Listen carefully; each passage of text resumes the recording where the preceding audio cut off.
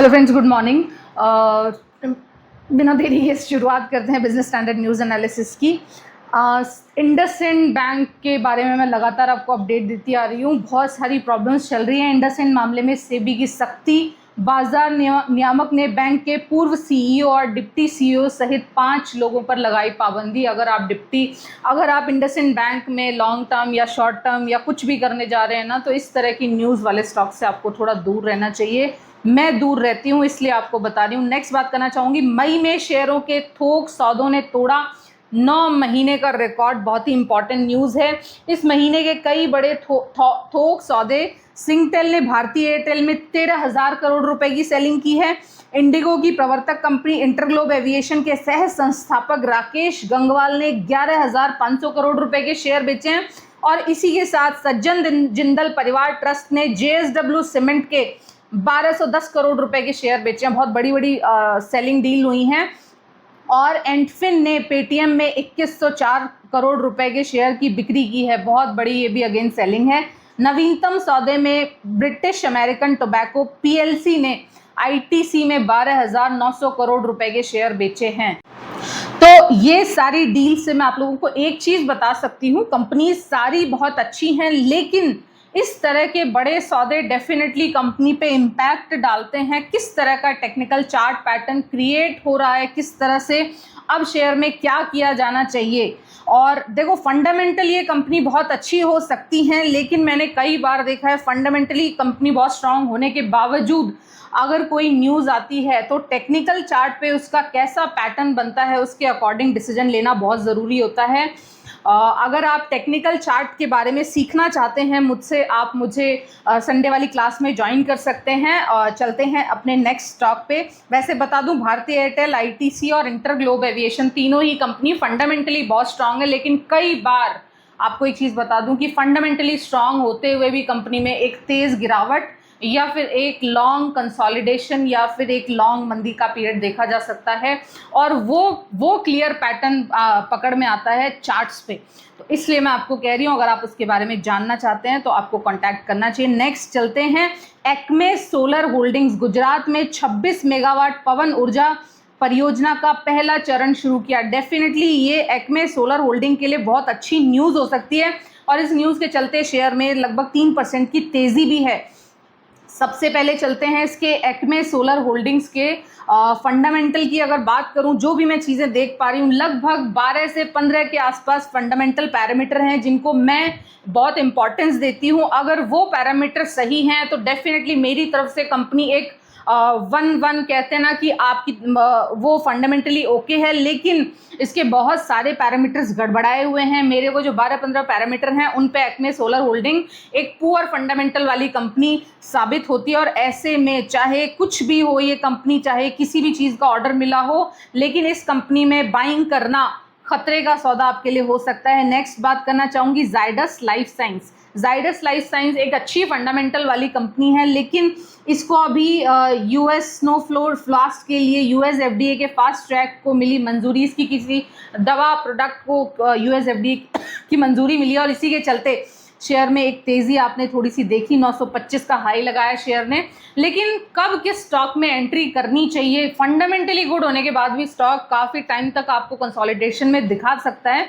कब किस स्टॉक में कितने प्राइस पे एंट्री करनी चाहिए, ये सारा टेक्निकल चार्ट पे ही पता चलता है।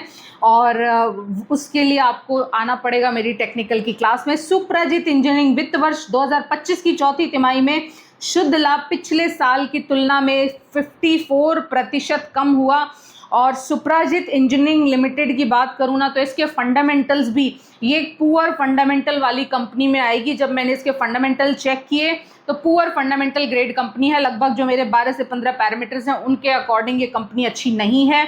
और ऐसे में किसी भी तरह का ये न्यूज़ से प्रभावित होके आप अगर उसमें कुछ भी बाइंग या सेलिंग का डिसीजन लेते हैं तो आपको थोड़ा सोचना पड़ेगा।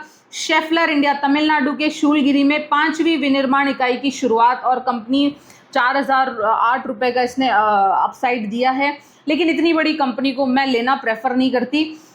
नेक्स्ट बात करना चाहूँगी, BAT ने ITC में वीटो छोड़ा, तो ITC के लिए एक बड़ी न्यूज़ साबित हो सकती है। ITC को थोड़ा झटका आप लगते हुए देखेंगे।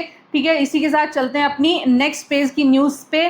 बाजार में उतार चढ़ाव से कम जुड़े म्यूचुअल फंड निवेशक, इक्विटी योजनाओं का आकर्षण हो रहा प्रभावित। उद्योग ने अप्रैल में 3 लाख नए निवेशक तो जोड़े हैं, लेकिन अगर 22 महीनों की बात करें ना तो ये अब तक का सबसे कम है। तो आपको मैं बता, वैसे भी मैं आपको बताती हूँ, अगर आपको अगर आपको शेयर मार्केट में इंटरेस्ट है ना तो उस केस में आपको सीधा इक्विटी में कोशिश करनी चाहिए। लेकिन इक्विटी के भी अगर आप बिल्कुल नए हैं और आप किसी के साथ काम नहीं कर रहे ना तो इक्विटी के आपको केवल निफ्टी 50 स्टॉक्स में ट्रेड करना चाहिए। इसके अलावा आपने स्मॉल कैप और मिड कैप में जाके हाथ पैर मारे तो सिवाय लॉस के आपके कुछ हाथ आने वाला नहीं है। बाजार में दूसरे दिन भी गिरावट जारी। एफएमसीजी, वाहन और फार्मा शेयर में बिकवाली से दबाव। तो आप समझो कि अगर आप इन सेक्टर्स में खरीदारी करने के लिए जा रहे हैं ना तो हो सकता है ये सेक्टर्स में आपको प्रॉफिट बुकिंग झेलनी पड़े। आप इनमें जाके खरीदोगे, आप ये सोचोगे लॉन्ग टर्म के लिए बहुत अच्छा है, लेकिन हो सकता है उस शेयर में वो टाइम प्रॉफिट बुकिंग का या फिर किसी तरह का उसमें प्रॉब्लम चल रही हो और उसके चलते वो शेयर लॉन्ग टर्म मंदी की तरफ आपको लेके जा सकता है। एलआईसी का शेयर 8% चढ़ा। तो अभी कंपनी के शुद्ध लाभ में 38% की वृद्धि के बाद एलआईसी के शेयर में एक मजबूती देखी गई है। हालांकि एलआईसी के शेयर मुझे पसंद नहीं आता पर्सनली, ना लॉन्ग टर्म के लिए ना शॉर्ट टर्म के लिए। बहुत सारे लोग इसको लेके बहुत ही ज़्यादा होपफुल रहते हैं, लेकिन मैं अपनी बात बता दूं, अगर आप मार्केट में अपने पैसे में ग्रोथ देखना चाहते हो तो उसके लिए आपको डिफरेंट सेक्टर्स और डिफरेंट कंपनीज तलाशनी होंगी। एलआईसी का शेयर मुझे शेयर प्राइस एप्रिसिएशन के हिसाब से बहुत ही ज़्यादा सैचुरेटेड फील होता है। मैंने कभी भी एलआईसी के शेयर में ना शॉर्ट टर्म ना लॉन्ग टर्म ना इसमें कोई निवेश और ना ट्रेड कुछ भी करने की कोशिश नहीं की। इसी के साथ चलते हैं नेक्स्ट पेज पे। टेक्नो इलेक्ट्रिक इंजीनियरिंग का शेयर 15% का अपसाइड दिया है और कंपनी टॉप गेनर अमंगस्ट ए ग्रुप कंपनीज। तो चलते हैं कंपनी के फंडामेंटल्स पे। तो फंडामेंटल ओवरऑल कंपनी के अच्छे हैं, फंडामेंटल्स में कोई दिक्कत नहीं है, but the thing is company में टेक्निकल चार्ट पे मुझे दिक्कत लगती है। और ऐसे में अगर आप इन प्राइसेस पे कि कंपनी 1,000 रुपये से 1400-1500 का हाई कंपनी लगभग एक महीने में दे चुकी है और ऐसे टाइम पे अगर आप इसमें एंट्री करने जाएंगे ना तो पॉसिबली आप फोमो के चलते कंपनी में हाई में ट्रैप हो सकते हो। और नेक्स्ट बात करना चाहूँगी max financial services. Max financial services का शेयर भी इन दिनों काफ़ी चर्चा में है। चलते हैं इसके चार्ट पे। तो चार्ट की अगर बात करूँ ना, कंपनी के फंडामेंटल बहुत ही पुअर है। जो मेरे पैरामीटर्स हैं उन पे देखने के बाद मुझे पता चलता है कंपनी के फंडामेंटल्स बिल्कुल भी अच्छे नहीं है। फिर भी अगर आपके पास होल्डिंग में है अपना फंडामेंटल एनालिसिस आप करें। लेकिन अगर कंपनी का टेक्निकल चार्ट में देखती हूँ तो कंपनी के टेक्निकल चार्ट पे अब मुझे एक बड़ी दिक्कत और एक बड़ी प्रॉफिट बुकिंग दिखाई देती है। तो अगर आप इसमें अब जाके 1500 के आसपास जाके अगर आप इसमें कोशिश करेंगे एंट्री बनाने की और प्रॉफिट निकालने की तो आपको थोड़ा वेट करना चाहिए। और वो भी तब जबकि कंपनी के फंडामेंटल अभी साथ नहीं दे रहे। कंपनी के फंडामेंटल थोड़े इम्प्रूव होने का आपको थोड़ा वेट करना चाहिए। और डेफिनेटली कंपनी में इतना तेज़ जो उछाल आया है ना तो तुरंत जाके बाय करने की बजाय अपना फंडामेंटल और टेक्निकल दुरुस्त करें, उसके बाद आप कंपनी में बाइंग के बारे में सोचें, अपनी रिसर्च बढ़ाएं। अगर आप जानना चाहते हैं मैं किस तरह से कंपनीज पे रिसर्च करती हूँ, मैं किस तरह से कंपनी में एंट्री और एग्जिट प्लान करती हूँ, उसके लिए आप मुझे ज्वाइन कर सकते हैं। मेरी संडेज़ की क्लास में बहुत ही ब्यूटीफुली आपको टेक्निकल और फंडामेंटल के बारे में मैं आपको बताऊँगी। बस इसके अलावा आज के न्यूज़पेपर में कुछ खास ज़्यादा था नहीं। आई होप आपको मेरी वीडियो पसंद आई है। पसंद आई तो प्लीज़ लाइक कर देना। Thank you so much for listening. Have a good day, good night, take care, tata, bye bye.